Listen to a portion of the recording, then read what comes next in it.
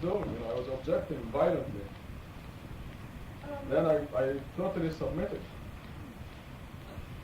So this is what God wants. So this is what this verse means. When it does say we belong to God, I said, well, this is what God wants to do to me. There's nothing anybody can do, and I just have to accept it.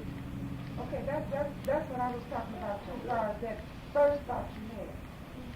That's what I was talking about, that first thought you had. Is that okay? No. You had that first thought. I know it's not okay because we should keep that second thought continuously. But is it okay as far as us being human to have that first thought as long as we get back as quickly as we possibly can to the second thought?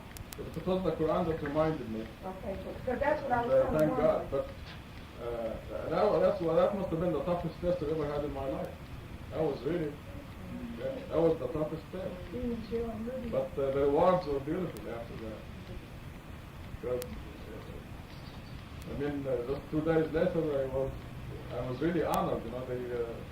The president's men came in and they kicked the doors and beat up the jailers, and they had me in a government limousine and took me to what they call the People's Palace, where the second man in the country, what's his name, the bodyguard of Gaddafi, gave me a big hug and asked me what happened when he is the one who put me in to start with. And they pretended like they rescued me. But of course God was doing the whole thing. But only after I submitted and I accepted it. This verse, I identify with this verse right away, 156. If you look at, if a disaster should strike them, to me that was the biggest disaster ever. Because it's a place where there are no laws, there are no courts, they don't have to put you on trial anytime, they don't have to release you, they don't have to justify or give you any reasons. You don't know what will happen to you. And on the walls of the dungeon I saw those lines marking days and weeks. People, every week they cross it, and I didn't know how long. Yeah, really. I thought I'd never see my children again. And it happened before. They took Imam Musa of Lebanon, and he disappeared. He never showed up again. There are lots of speculations what happened to him. Also, I know from experience that when they do this to you, even for 1 hour, you become an enemy of the state. They won't let you go out to speak like I'm talking now against them, to expose their tyranny and the torture that I saw in the dungeon and all the horrible things that happen to human beings over there. They won't let you go. But it was no less than a miracle. Yet it's very easy for God to do. Yeah. So when we look at this verse again, 156, if a disaster should strike them, they say, we belong to God and to Him is our ultimate return. So this is exactly what I said by instinct. Alhamdulillah. All I said was, well, if this is what God wants to do to me, well, who's going to do anything about it? And I had a great sense of relief. And only then I can imagine the angels working on my release.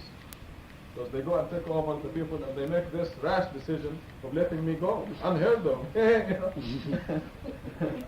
Really, this is unheard of. I haven't seen anybody go in and come out.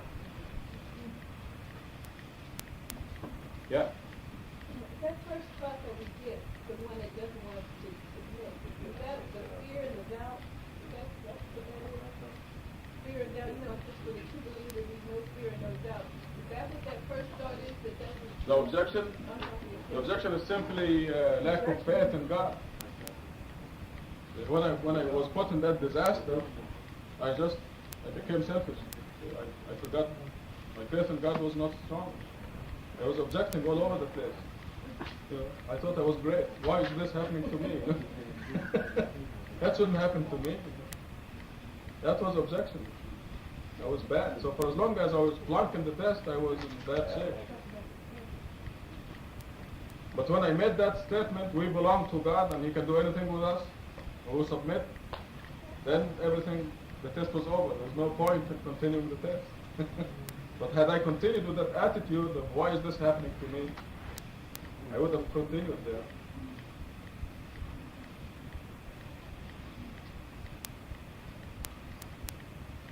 Okay, our next teacher is Adam Baruni. He's sitting up now. Okay, Adam, you want to take the Hajj pilgrimage? Inga, when to take the Hajj pilgrimage? Since Adam doesn't want to respond. He's sitting up. When did you start sitting up? Huh? A couple of days? MashaAllah. Yeah, he's busy, no? He's just sitting there reaching for things and toys, throwing them up in the air and chewing on them. He's having fun, MashaAllah. Okay. The nobles of Safa and Marwa are part of the worship practices decreed by God. Thus, whoever observes the Hajj pilgrimage or the Umrah pilgrimage commits no error by traversing the distance between them. If one volunteers more righteous works, then God is appreciative, fully aware.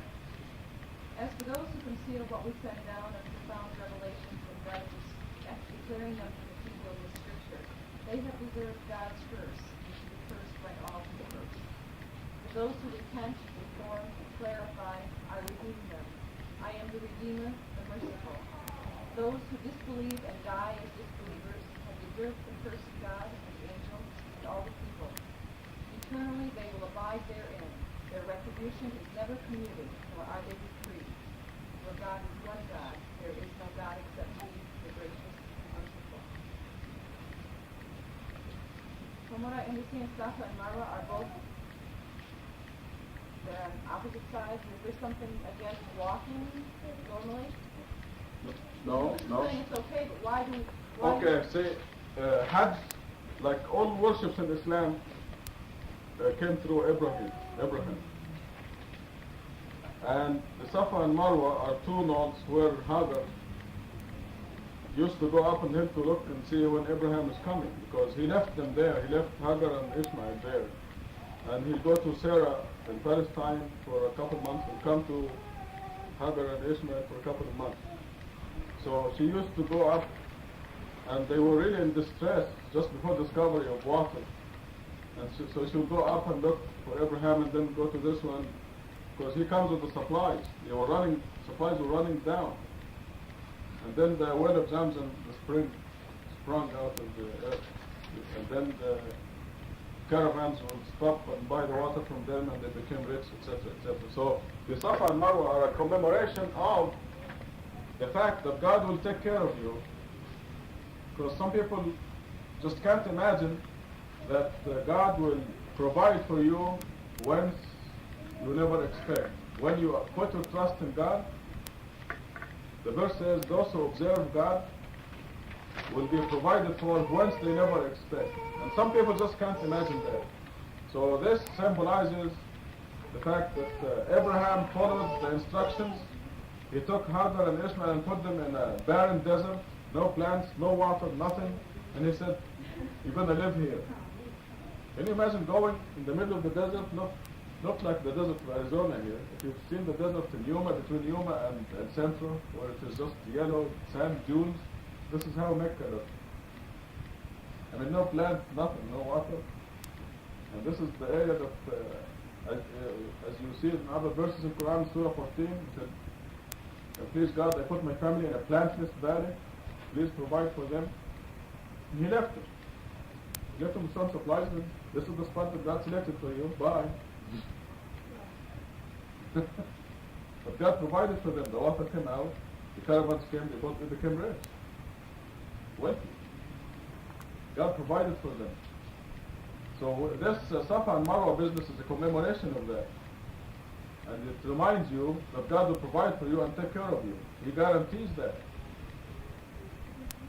See, God says, I guarantee you provision in this life. It's guaranteed. All I want you to do is worship me alone.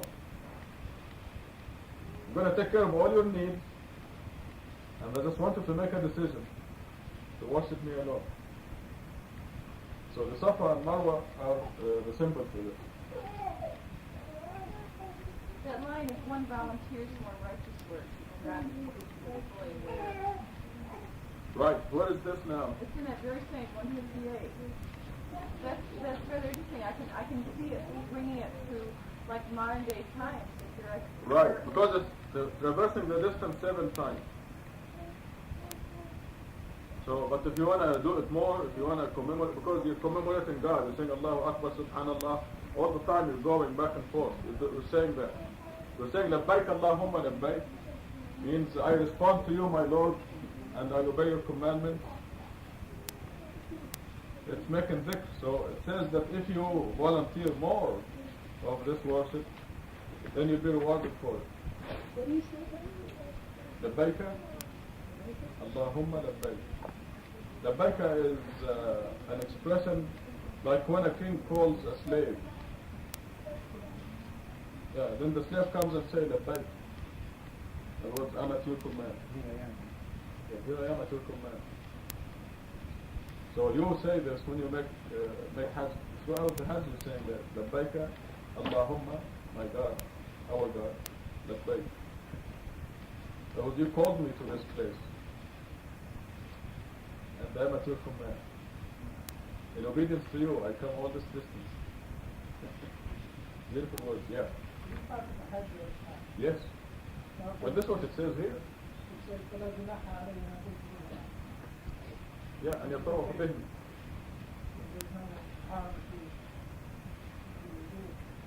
Yes, but in other words, it is not, you're not worshipping idols by doing this.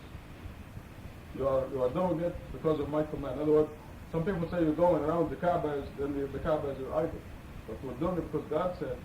It's like God telling the angels to fall prostrate before Adam. Are they worshipping Adam? It's a commandment of God. So God said, it's okay. The verse that you just read said it's okay to go around them or traverse the distance between them. And in this way you are not idolizing the Kaaba or idolizing Safa or Marwa, because it is a commandment from God. And now God was telling them, it's alright, you fall prostrate before Adam, it's okay, I'm telling you. Yes. Yes. Volunteers more worship, more dhikr. Because these are worship practices. While we're on this subject, I must say that all pillars of Islam are shown in this surah in the sequence of the year. The first one was the Salat, and then Zakat, and then comes the fasting in the 9th month, and now this is Hajj in the 12th month. So you remember, did we go through the fasting? Didn't we? Yeah. No, not yet. It's next to... Oh, is it? Oh, oops. This is an oops. Okay. No, I think the Hajj, Hajj comes after the fasting. Then you mention Hajj after. Right. So it's still the sequence is... So this has to do with the Safa and Marwa and Yeah, Muslim, this is one. because they are very close to everything. Right. Yeah. More detail. The decree